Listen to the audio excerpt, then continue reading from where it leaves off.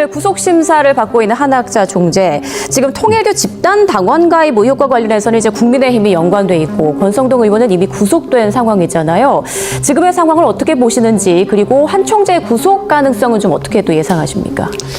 한학자 총재가 구속 영장 청구 이유에 대해서 분명히 혐의를 부인하고 있고요. 그분이 고령임에도 불구하고 영장을 4개 혐의로 청구한 것은 검찰의 보여주기식 정치 수사라고 저는 좀 규정하고 싶습니다. 또 오늘 그 영장 실질 심사가 이루어지고 있는데요. 물론 법리에 따라서 심사가 이루어지겠지만 이는 한 총재에 대한 구속영장 청구만이 아니라 저희 국민의힘을 비롯한 보수계 전체에 대해서 이를 말살하고 탄압하는 그런 아주 의미가 깊은 영장 청구라고 봅니다. 최근에 저희 국민의힘에 압수수색한 것에도 보면 저희가 특별한 혐의가 없는데도 불구하고 정당의 심장부를 압수하는 것까지 이렇게 이어지고 있어서 참으로 특검의 정치 수사에 정말 한탄을 금할 수 없고요. 영장 발부 여부는 한학자 총재가 한 번의 소환으로 저렇게 구속영장가 청구되고 고령이고 도주 염려가 없는데도 법원이 어떻게 판단할지 지켜볼 일입니다. 네, 조금 전 정청래 대표가 검찰 내부의 내란 연루 의혹을 철저히 밝혀야 한다, 이렇게 말했습니다. 여기에 대한 생각 어떠십니까? 대한민국의 형사사법제도를 완전히 부정하는 지금 민주당과 특검의 조사가 참으로 대한민국의 오늘의 위기의 현실입니다. 검찰의 법리와 법에 따라서 대통령에 대한 구속 취소 결정한 것이 부당하고, 또 그것을 구속 취소에 대해서 상고를 하지 않았다는 검찰총장을 특검에서 다시 조사를 하는 이런 부분 등이 과연 대한민국의 삼권 분립, 그리고 대한민국의 행정 체계 등에 대한 이 정부의 과거 정권에 대한 모든 것에 내란무리가 극에 달하고 있다, 이렇게 생각합니다. 만약에 이렇게 된다면 윤석열 정부의 3년을 내란, 기획, 모의, 그다음에 동조, 그리고 방조 등으로 모두 다 수사하고 조사할 그럴 협박이 아닌가, 저는 그렇게 느낍니다. 네, 두 분의 의견 각각 들어봤고요. 자, 오늘 법사위에서는요, 관봉권 띠지 분실 관련 입법 청문회가 열렸는데 그야말로 난장판이었습니다. 어떤 상황이었는지 화면으로 함께 보시죠. 어제 부처는 정치 부고는 회의 진행을 방해하는 해당됩니다. 철거한 이후에 회의 진행을 하겠습니다. 이거 함부로 철거하지 마세요. 이거는 우리 당의 정신입니다. 네. 자, 국민의힘 의원들 노트북에 붙어 있는 종이 보이시죠? 정치공작, 가짜뉴스 공장 민주당이라고 적혀 있고요. 왼쪽에는 6년 전 패스트대 충돌 당시 민주당 박찬대 의원이 빠루를 들고 있는 사진, 그리고 오른쪽에는 서영교 의원이 조희대 대법원장 의혹을 제기하는 사진입니다. 추미애 법사위원장이 청문회 진행에 방해가 된다며 철거를 요구했지만 국민의힘 의원들이 불응하자 국회 경위까지 등장해 난감한 표정으로 서 있는데요. 그럼에도 공방은 계속됐습니다.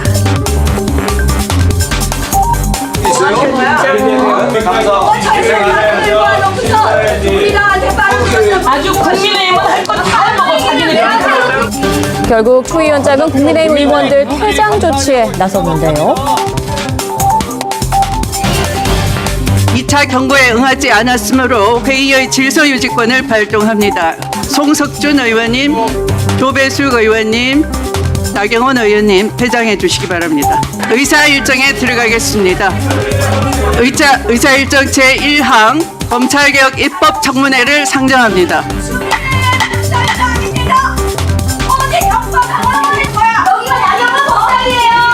소개받으신 직인 및 참고인께서는 잠시 자리에서 일어나셔서 인사하신 후 앉아주시기 바랍니다.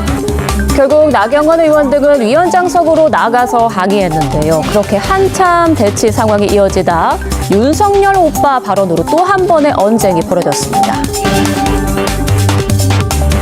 이렇게 하는 것이 윤석열 오빠한테 주목이 되십니까? 오빠 같은 걸 하지 마세요. 무슨 오빠예요, 오빠는? 말씀하는 거예요. 윤석열 결국 회의는 정회를 반복하며 관공권 띠지에 관한 논의는 제대로 이루어지지도 못했습니다. 네, 법사위 회의는 열렸다 하면 고성의 비난에 아주 시끄러운데요. 역시 법사위가 우리 국회에서 일정 정도 상원 역할을 하는 곳인데 저렇게 전임 법사위원장부터 법사위가 저렇게 형해화돼가지고 국회의 어떤 난장판 국회를 상징하는 그런 모습으로 되어 있습니다. 참으로 안타까운 것이고요. 민주당이 국회의 어떤 상규를 빨리 되찾아서 제1야당에 법사위원장을 내줌으로써 인해서 국회가 상호 견제와 균형을 이루는 협업의 국회로 되돌아가야 된다고 봅니다. 저 모습 민주당에도 결국 되돌아올 것이다 이렇게 봅니다. 네, 앞서 저희가 기자 연결해서 상황 들어봤을 때까지도 제대로 된 질의는 이루어지지 못하고 계속 난항을 거듭하고 있다 이런 상황이 전해졌는데 자 오늘 어떻게 결론이 날지 좀 지켜봐야 될 것 같고요. 자 지난 대정부 질문 자리에서 이른바 조희대 회동설이 거론된 이후 여야 공방은 관련해서 꼬리를 물고 계속 길어지고 있습니다. 제2의 청담동 술자리 의혹으로 민주당의 가짜 뉴스 프레임 공격의 아주 재판이라고 봅니다. 특정인이 좌파 매체에서 의혹을 제기하고 이를 국회의원이 면책특권 등을 활용해서 국회에서 이것을 띄웁니다. 그리고 다양한 분야에서 이 부분에 대한 의혹을 제기하고 그래서 결국 사법부가 뭔가 문제가 있어서 이런 부분 등에 그게 설이라도 떠드는 것처럼 하고 특검 수사를 요구하고 있습니다. 참으로 대한민국의 21세기 현실에서 지금 야당도 아니고 여당이 된 민주당의 이런 모습이 우리 국회를 20년, 30년 후퇴시키고 국민들에게 정말 가슴 답답한 우리 정치 현실을 또 한 번 보여주고 있다. 그리고 뒤에 지도부는 슬그머니 빠져 있고 또 어떤 경우에는 의혹을 제기하고 특검으로 이것을 문제를 풀자고 하는 아주 프레임 정치가 가짜 프레임 정치가 판을 치는 아주 참혹한 상황이지요. 저희는 이에 대해서 관계자들 다 고소고발 조치하고 끝까지 또 이 문제를 청담동 술자리 의혹처럼 진실을 파헤칠 계획입니다. 네, 고소고발을 할 방침이다라고 밝히셨는데 앞으로 법적 대응으로 또 어떻게 결과가 나올지도 지켜봐야 할 대목인 것 같습니다.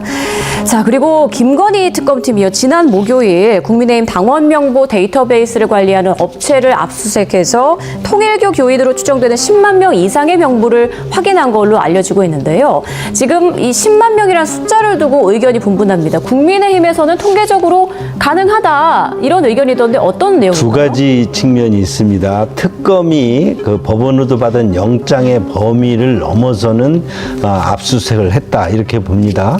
그날 저도 현장에 좀 있어서 주변에서 지켜봤는데요. 법원이 발부한 영장은 대선 기간과 총선 시기에 특정 두 시기에 국민의힘에 입당한 사람 중에 통일균이 있는지를 검증하는 그런 어떤 압수수색 영장을 발부를 했습니다. 그런데 실제 그런 협의를 거쳐서 조사를 했다면 그 당시 두 시기에 대선과 총선 시기에 입당한 우리 신규 입당자와 통일기 측에서 압수수색했다는 그 명단 120만 원을 대조한다면 12만 명이라는 숫자가 나올 수가 없습니다. 그 당시 그 시기에 입당자가 12만 명이나 되고 거기에 통일교 신자가 12만이라는 것은 있을 수 없는 숫자입니다. 이 부분에 있어서 법원에서 발부한 영장 범위를 넘어섰다. 그래서 지금 장동혁 대표가 주장하고 있는 거고요. 두 번째는 지금 우리 그 국민의힘에는 일반 당원과 책임 당원을 포함해서 516만 명에 이릅니다. 이 부분을 그 시기에 어떤 통일교 신자라는 분들과 한번 접수했을 때 12만 명이 나온다는 것은 언제든지 민주당도 똑같은 민주당 당원 명부에다가 통일교 120만 명을 같이 교체했을 때는 그 정도 이상의 숫자가 나오리라고 봅니다. 우리가 국민의힘의 경우 당원이 그 전체 국민의 10분의 1 정도 되는데 그 중에 뭐 2% 정도라든지 이런 경우가 통일교 당원이라고 한다면 그것은 누구 국민들이 겹치는 게 있을 수 있기 때문에 그 또한 이상한 숫자가 아니다. 그런데 이것을 마치 그 시기에 통일교 신도가 12만 명이 마치 뭐 그 국민의힘에 입당해서 대통령 선거라든지 이런 당대표 선거 등에 관여한 것처럼 이렇게 특검 수사가 몰아가고 있는 것이 참으로 정치 수사이다. 그리고 이 지금 특검의 그런 범위를 넘어섰다. 이렇게 저희들은 판단하고 있습니다. 네, 그러니까 민주당 당원들 조사해봐도 그 정도 통일교인은 나올 것이다 이런 말씀이세요. 어제 오후 대구에서 이재명 정부 출범 뒤 첫 대규모 규탄 대회를 열었는데 당에서는 이 자리에 7만 명 이상이 모인 것으로 추산을 했습니다. 화면으로 함께 보시죠. 네, 어제 대구 동대구역 광장에서 열린 야당 탄압 독재 정치 국민 규탄 대회. 문재인 정부 시절인 지난 2020년 이후 5년여 만에 나선 국민의힘 당 차원의 대규모 장외 집회입니다. 태극기와 성조기를 들고 광장에 모인 당원들은 환호했고요. 윤어게인 관련 구호나 피켓을 금지했지만 부정선거 음모론을 주장하는 스탑 더 스틸, 윤어게인 깃발도 보였습니다. 네, 국민의힘 장외 집회에서 나온 발언들의 수위가 굉장히 높은데 의원님께서도 저 자리 가셨나요? 예, 어제 저도 갔습니다. 뭐 저도 처음엔 갈 때 걱정을 좀 했습니다. 많은 사람이 오겠나 했는데 뭐 7만여 명 정도 왔다 그러고 정말 동대구역 광장이 꽉 찼습니다. 이재명 정부가 출범한 지 얼마 되지도 않은 시점에서 왜 국민의힘은 이렇게 장외투쟁을 할 수밖에 없느냐. 저희들도 참 고민이 많은 대목인데요.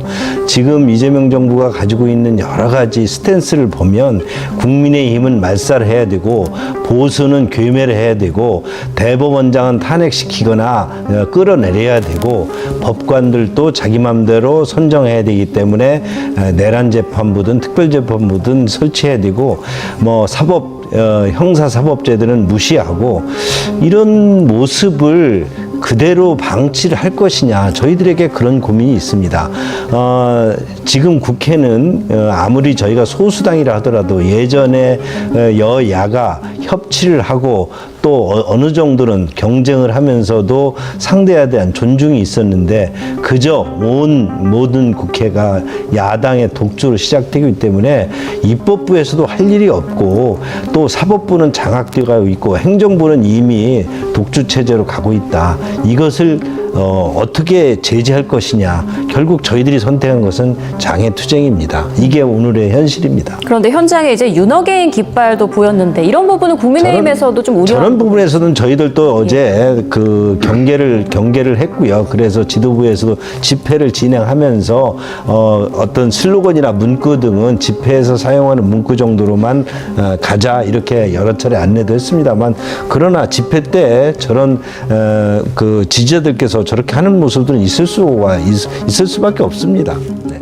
이 정해져 있지 않고 예정돼 있지 않고 약식 회담도 불투명하다 이런 얘기가 나오고 있는데요. 9일 위해서 이재명 대통령이 유엔에 가서 연설하는 것 또 가서 성공적인 외교를 하기를 바랍니다. 그러나 전후 과정을 보면 그렇게 걱정이 앞섭니다.